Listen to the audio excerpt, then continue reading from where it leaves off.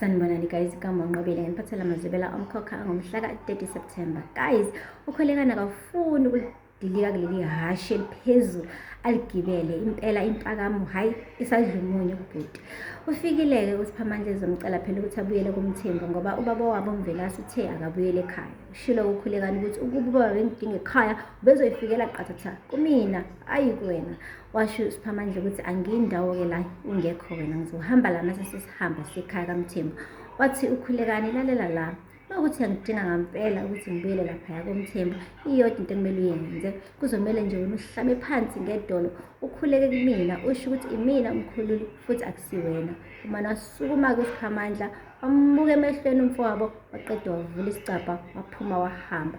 Lokho-ke kuchazile ukuthi uSiphamandla naye akakulungelanga nje nhlobo okuvuma ukuthi uKholekana uyena umkhululi, nawe usayizitshela ukuthi impela uyena ofanelwe, hhayi umfowabo.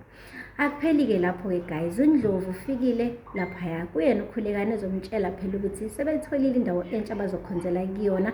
Wase washo ukuthi ucela uSifoce ahambe-ke ayoyikhulekela le ndawo ukuze phela mebefika abazalwane befice ihlanzekile. uSifoce-ke uvumile ngokwenyama kodwa umoya wakhe ubunganemeneze. Uhambile wayale kumphephethe wamtshela ukuthi ayi yabo leli qhinga oqhamuke nalo lokuthi angihambe ngiyolandela uKholekana angisahlezi nhlobo nje neze kahle, ayisangihleli neze kahle le ndaba ngoba ngiyabona ukuthi leya ndawo leya yami ekuthiwa ngiyoyihlambulula ayikho msulwa, futhi nje uMvelase akayazi nanokuyazi. Manje sengenza izinto eziphambene nomthetho egameni lokuthi kumele ngigade uKholekana, ngeke mphephethe mina ngisafuna ukuyenza lento. Wamncenga-ke umphephethe ukuthi aqhubeke aloke nje ekhonza kuyena uKholekana ukuze phela amgade mekukhona into embi eyenzakalayo akwazi ukuthi amsize. Kodwa-ke noma evumile kuSifoce ukuyihlanza leya ndawo, ingaphakathi lakhe ebandla cha belinganemeneze. Ngapha-ke uMazungu uhambile yolanda umprofethikazi ukuze phela azoprofetha ukuthi ngabe likhona ikusasa onokubongana nalo laphaya kaMthembu. Hhayi-ke umprofethikazi usho amazwi angemahle-ke nakade engawalindele uMazungu, wamtshela nje enhlambini zamehlo ukuthi alikho ikusasa nalo nokubonga laphaya kaMthembu ngoba ayikhona neyodwa eyamadodana kaMthembu eyokifise nje ukumenza unkosikazi.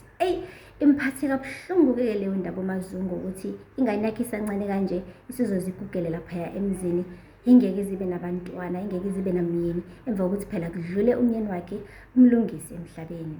Guys, Nkosi yasinda-ke kuyehlela ngoba-ke ulibeke nje kwacaca bha uMaphalala ukuthi akasamdingi nokubonga ukuthi abuyele laphaya emzini wakhe ngoba yena wamshadisa wamkhipha emagcekeni asemzini wakhe, usenomuzi wakhe laphaya kaMthembu. Guys, aphela lapho-ke amazwibela namhlanje. Ningakhohlwa ukusubscribe and like and comment. Until next time, bye.